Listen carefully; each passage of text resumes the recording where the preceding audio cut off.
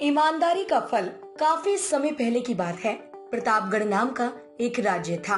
वहाँ का राजा बहुत अच्छा था, मगर राजा को एक सुख नहीं था। वह यह कि उसकी कोई भी संतान नहीं थी और वह चाहता था कि अब वह राज्य के अंदर किसी योग्य बच्चे को गोद ले ताकि वह उसका उत्तराधिकारी बन सके और आगे की बागडोर को सुचारू रूप से चला सके। और इसी को देखते हुए राजा ने राज्य में घोषणा करवा दी कि सभी बच्चे राजमहल में एकत्रित हो जाएं। ऐसा ही हुआ।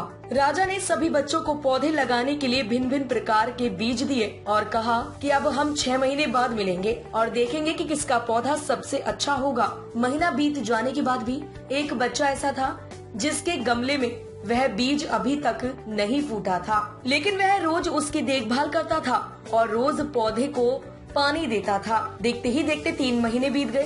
बच्चा परेशान हो गया। तभी उसकी माँ ने कहा कि बेटा धैर्य रखो, कुछ बीजों को फलने में ज्यादा वक्त लगता है। और वह पौधे को सींचता रहा। 6 महीने हो गए। राजा के पास जाने का समय आ चुका था, लेकिन वह डरा हुआ था कि सभी बच्चों के गमलों में तो पौधे होंगे और उसका गमला खाली होगा। लेकिन वह बच्चा ईमानदार था और सारे बच्चे राजमहल में आ चुके थे। कुछ बच्चे जोश से भरे हुए थे क्योंकि उनके अंदर राज्य का उत्तराधिकारी बनने की प्रबल लालसा थी।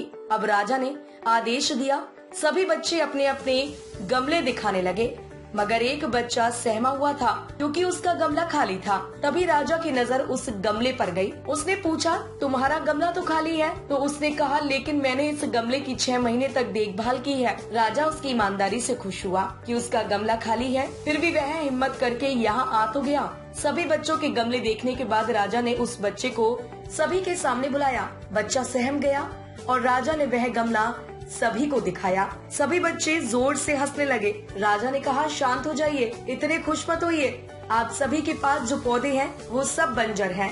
आप चाहें कितनी भी मेहनत कर लें, उनसे कुछ नहीं निकलेगा।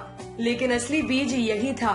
राजा उसकी ईमानदारी से बेहद खुश हुआ और उस बच्चे को राज्य का उत्तराधिकारी बना दिया गया। लेकिन हमें इस कहानी से क्या सीखने को मिला? मेरे हिसाब से अपने अंदर ईमानदारी का होना बहुत जरूरी है। अगर हम खुद के साथ ईमानदार हैं, तो जीवन के किसी न किसी पड़ाव में सफल हो ही जाएंगे, क्योंकि हमारी औकात हमें ही पता होती है। हम खुद को पागल बनाकर खुद का ही नुकसान करते हैं।